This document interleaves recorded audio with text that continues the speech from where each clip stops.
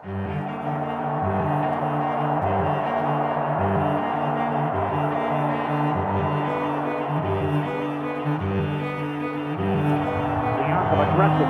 Nice soft punch. Halliburton has a different type of confidence and aggressiveness here tonight. Here comes Halliburton to the rim. Layup. That's good. Tough shot. Well contested. Still got it to go.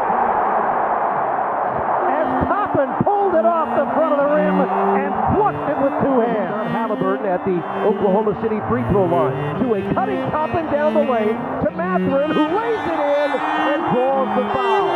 Tied at 55. Indiana looking to regain the lead. Steal by Halliburton. One man to beat behind the back. Halliburton on the steal behind the back, gives it to Toppin. Now Toppin goes inside, lays it up. Toppin lays it in. McConnell with a rebound. Punch pass inside. McConnell the rebound to Mathurin, who lays it in. Spins. Double team. Cincinnati needs to quick catch and shoot. Taylor Williams to drive. Shot blocked by Toppin. Blocked by Turner. Spin move Mathurin. Shot is good and a foul. Gruesome contact.